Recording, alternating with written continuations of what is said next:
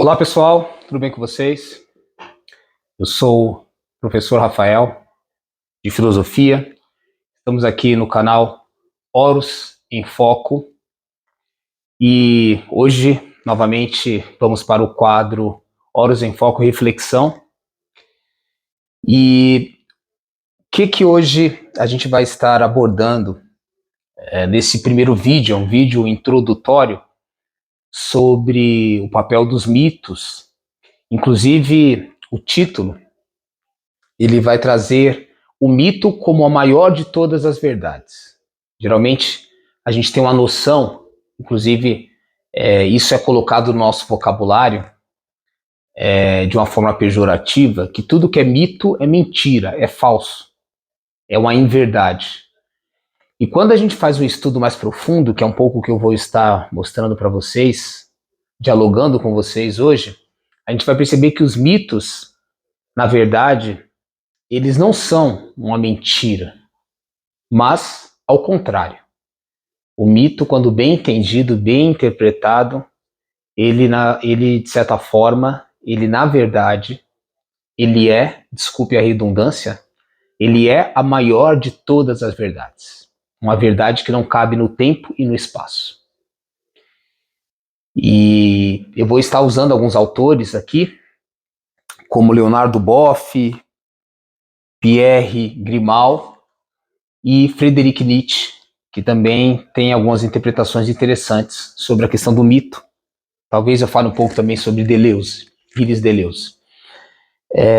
Antes de irmos adiante aqui na construção da discussão, eu gostaria de pedir para vocês seguir o nosso canal, a nossa página nas redes sociais. Então, é só você buscar Horus em Foco no Instagram, no Facebook, Horus, também Horus em Foco no TikTok e aqui no YouTube também Horus em Foco.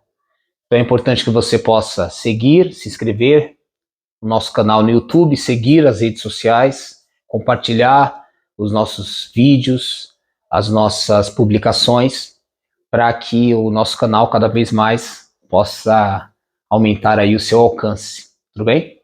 Espero que você goste dessas reflexões e vamos para mais esse debate. Então vamos lá.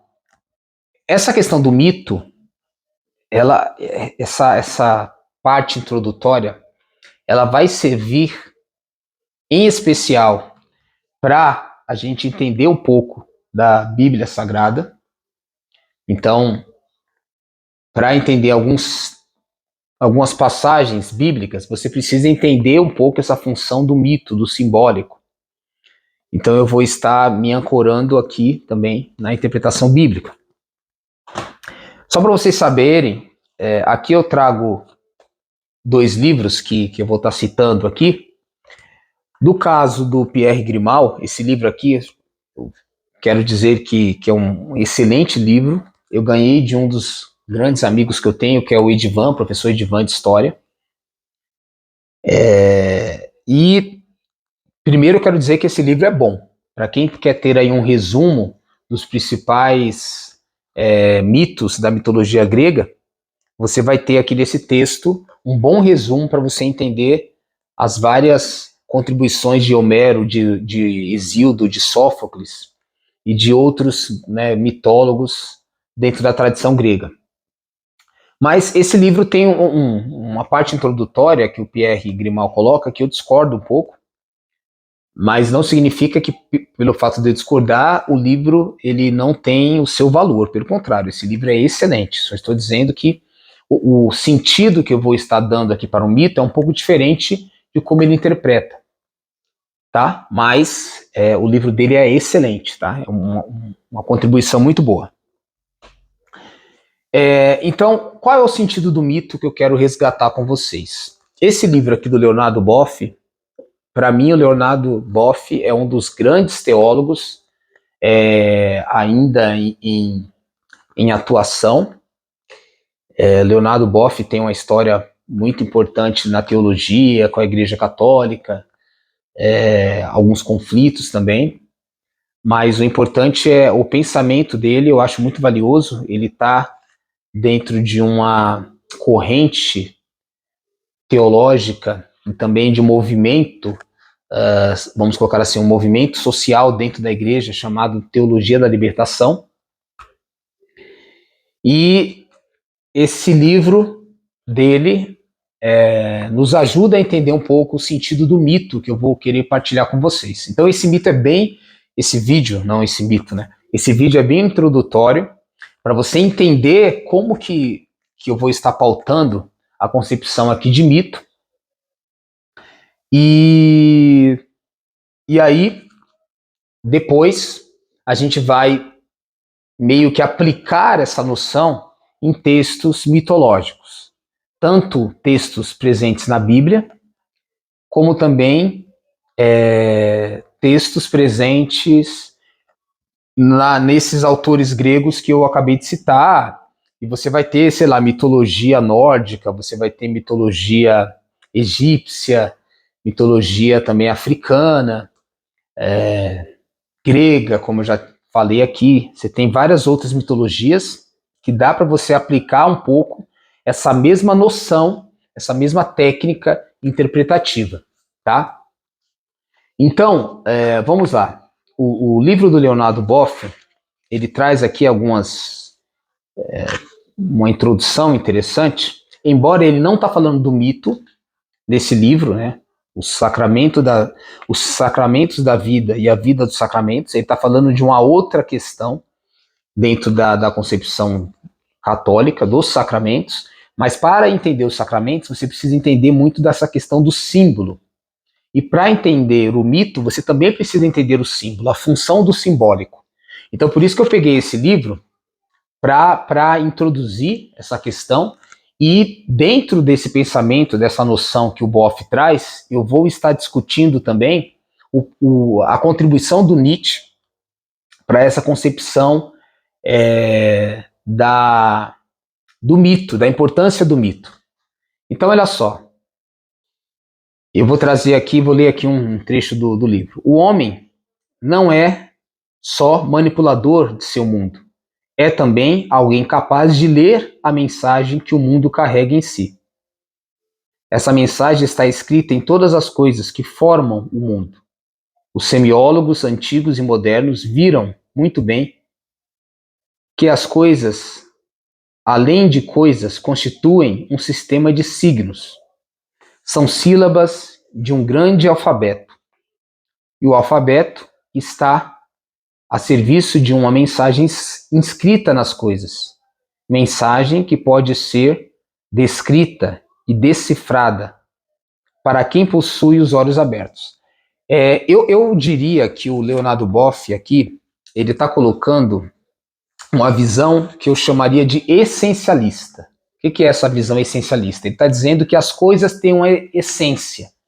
As coisas têm como se fosse um código originário, dado aí um pouco pela sua função ou pela sua criação. Então ele está dentro de uma leitura em que essas coisas têm uma natureza fixa, ou seja, uma essência. Eu não vou dizer que os mitos, necessariamente, eles concordam de uma forma absoluta, ou a filosofia, com essa ideia essencialista. Mas é importante entender que cada narrativa, cada história, cada experiência humana vivida dentro de um contexto, ela vai ter ali uma dimensão histórica e ahistórica. Assim, é claro que eu não estou falando de todas as experiências humanas, elas têm o seu peso, têm a sua importância. Sei lá, só para não ficar muito abstrato, imagina talvez o momento mais especial da sua infância, o momento mais especial da sua vida profissional, sei lá, uma coisa fantástica que aconteceu na sua vida. Aquilo, estou falando da sua vida em especial, aquilo para você tem um valor simbólico, afetivo, mitológico, que todas as vezes que você lembrar disso, você vai ter ali um valor. Mas aquilo é subjetivo, é para você. Agora imagina que teve personagens da sociedade, históricos ou não, mas tiveram algumas experiências que elas praticamente elas marcaram de uma forma muito especial aquele momento atual e quase que todas as gerações futuras. Não só uma coisa especial para a sua vida particular, para a minha vida particular, mas que de alguma forma condicionou todo o tecido social, toda a história da humanidade. A gente pode chamar isso de mitos fundadores. Teve determinados acontecimentos que mudou o curso da história. Colocou ali um significado totalmente novo. E aí a gente está começando a entender qual é a importância desse mito.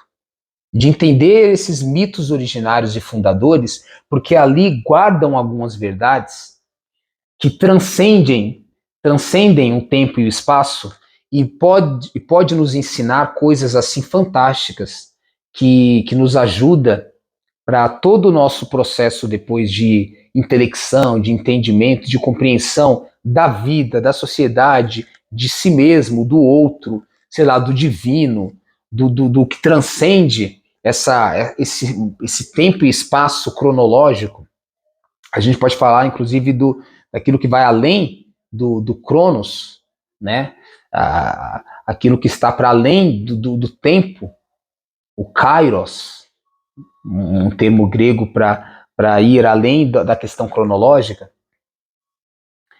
Então, esses elementos mitológicos é que a gente vai estar trazendo aqui para entender como que aquilo, sendo bem lido, bem interpretado, ele traz ali uma beleza para a nossa vida, traz ali um ensinamento totalmente fundamental para você entender o mundo à sua volta, entender a si mesmo, enfim, entender as coisas como elas se dão.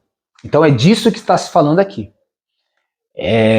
Desses segredos mais profundos que estão, de alguma forma, presentes nessas narrativas, nesses mitos que são contados. E nesse sentido, a Bíblia também entra nesse processo. Vai ter um momento que eu vou explicar um pouco os sentidos da Escritura. Quando a gente estuda teologia, a gente vai ver que a Bíblia tem sentidos. Só que eu vou ficar hoje com dois principais, o sentido literal e o sentido alegórico. O sentido literal pode estar tanto associado àquilo na Bíblia que é histórico e aquilo que está presente na Bíblia que é de alguma forma que você pode interpretar o texto tal e qual as palavras estão sendo escritas, sem fazer nenhum tipo de interpretação simbólica, de interpretação alegórica, de interpretação que você vai além daquilo que o texto, de forma direta, está apresentando. Aí, quando a gente fala disso, aquilo que transcende, ou que você percebe um valor simbólico, uma metáfora naquele texto, a gente está falando do sentido alegórico. Quando o texto ele está dentro de um valor mais tanto preciso, literalmente, como também histórico, a gente está no sentido literal. E a Bíblia tem, no mínimo, esses dois sentidos. Se a gente não entender isso, qual é o problema? A gente transformar em simbólico o que é literal e histórico e transformar em alegórico, ou melhor, transformar em histórico aquilo que é alegórico, aquilo que está no sentido simbólico, que é muitas vezes isso que acontece. E aí eu já vou dar uma dica para vocês, que é uma das reflexões que a gente vai fazer aqui no canal. O mito de Adão e Eva. Adão e Eva é um mito, não é uma história com H e S que aconteceu, um relato factível de pessoas, Adão, um homem que viveu ali naquele local específico, de Eva, uma mulher que viveu naquele local específico, que foi, de certa forma, mulher, esposa de Adão. Não. Ali não está falando necessariamente de pessoas que existiram, mas de uma situação que pode ser encontrada tanto naquele aspecto daquele casal ali, né, judaico, mas de outros casais, de vários outros casais pelo mundo, inclusive pode ser um casal mais, o primeiro casal, vamos dizer assim, pode ser mais num contexto africano, onde surgiu, de fato, a humanidade. E aí a questão é, o lugar não importa. As pessoas, quem eram, não importa se o nome era Adão ou era Eva, mas o que aquela relação primordial quer nos ensinar. Esse é o ponto que a gente vai estar discutindo. Porque quando a gente consegue interpretar o alegórico como alegórico e não como literal, a gente consegue dar um salto de qualidade e ir além nesse processo de compreensão. Olha só, complementando o que eu estou dizendo. O homem é o ser que é capaz de ler a mensagem do mundo. Jamais é um analfabeto. É sempre aquele que, na multiplicidade de linguagens, pode ler e interpretar. Viver é ler e interpretar. No efêmero, pode ler o permanente, no temporal, o eterno. No mundo, Deus. Então, o efêmero se transfigura em sinal de presença e o permanente, o temporal, em símbolo da realidade do eterno. O mundo em grande sacramento de Deus. O que ele quer dizer com essas questões aqui? Vou falar de uma forma muito direta. O que tem de permanente no temporal? O que tem de eterno no mundo? Eterno no sentido de ser uma verdade, um ensinamento que não cabe no tempo e no espaço, que vai passando gerações e gerações e gerações, e aquele ensinamento ele permanece. Ele mantém ali uma certa essencialidade, embora dentro de um processo de devir de transformação. É muito interessante porque aí,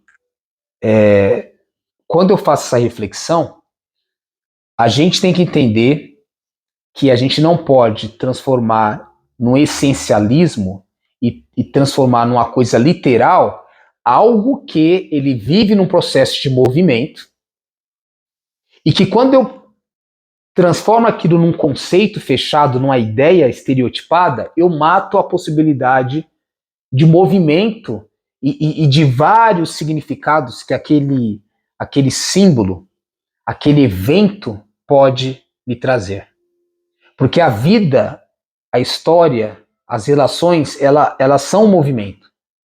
Mas elas guardam alguns elementos essenciais que, adaptados a cada momento histórico, ela consegue guardar ou resgatar uma riqueza que transcende o tempo e o espaço. É isso que os mitos eles trazem para nós. Então, se eu interpretar a história de Adão e Eva de uma forma literal, eles foram pessoas que existiram e ali é a história deles, né? Então, se a gente não entender que toda aquela questão do fruto, do pecado, da nudez, da árvore do conhecimento do bem e do mal, da árvore da vida, qual é o simbolismo presente ali? Não que aquilo de fato aconteceu, existiu exatamente daquela forma, a gente vai ganhar uma riqueza simbólica, uma riqueza de entendimento, de ensinamento vital muito maior do que a gente ter aquilo como uma coisa totalmente factível e histórica. E é isso que a gente vai tentar interpretar nesse processo de incompreensão do mito. E aí, eu vou trazer aqui para finalizar essa introdução de hoje, o pensamento de Nietzsche. Ele escreveu um livro sobre Gaia, a ciência, a mãe natureza. Gaia representa a mãe natureza. Mas é interessante que uma das críticas que o Nietzsche coloca nessa obra é sobre a questão que a filosofia, principalmente clássica, ela caminhou num processo de negar o mito, de transcender o mito, de meio que superar o mito e trazer a ideia do conceito como sendo concepções fechadas de verdade. E aí quando você chega no conceito, você fala assim, qual é a verdade da cadeira? A cadeira é esse objeto de você sentar, ela tem essa forma, ela teve essa origem, e isso é a cadeira. Quando você define a cadeira, conceito, você deixa de ver outras possibilidades que a cadeira pode ter. Então, qual é a grande questão que o Nietzsche critica? A filosofia clássica, ela começou a definir as coisas, conceituar as coisas, de certa forma, limitar o campo de interpretação do mito. E aí, nesse processo, a filosofia acaba matando o movimento do pensamento, que é um devir criativo constante, que é o que Deleuze vai falar sobre a filosofia. A filosofia da diferença é um dos livros dele, mas é essa questão do processo criativo constante. E por que o processo criativo ele é constante? Porque o conceito, ao mesmo tempo que ele consegue ter um mínimo entendimento sobre as coisas, ele não fecha, ele não delimita. Ou seja, para a gente fazer filosofia, para a gente fazer teologia, para a gente fazer um estudo dos mitos, a gente tem que ter a mente aberta. Estar abertos para verdades inauditas, inefáveis, que ainda não foram pronunciadas. A gente tem que estar aberto à possibilidade de perceber que, de repente, aquilo que eu pensava que era de determinadas formas, não é. Está errado. Porque senão a gente fica preso em verdades que, na verdade, são mentiras, mas como a gente afirma aquilo de uma forma dogmática, religiosa e doentia como verdade, a gente fica cego para outras coisas que estão além daquela verdade falsa que a gente acredita. Então, essa abertura mais profunda para outras leituras depende também de um movimento do pensamento, da sua própria estrutura humana, a estar aberto a outras formas de pensar. Então, é isso por hoje. O Horus em Foco, reflexão, traz essa concepção para vocês sobre esse primeiro momento aí de compreensão do mito. E aí nós teremos outros vídeos que não só eu irei aprofundar esses conceitos, mas também demonstrar isso dentro de uma interpretação de um mito. Um deles que a gente vai começar será o mito de Adão e Eva. Tudo bem? Então não esqueça novamente, né, de seguir a gente na rede social, curtir os nossos vídeos, compartilhar, porque aí aumenta aí a nossa visibilidade, aumenta o nosso alcance, tá bom? Então, hoje foi o Horus em Foco, reflexão, olhando aí para o mito como a maior de todas as verdades. E aí, fique aí nessa série que você vai gostar dessa reflexão. É isso. Horus em Foco, o sol da origem infinita.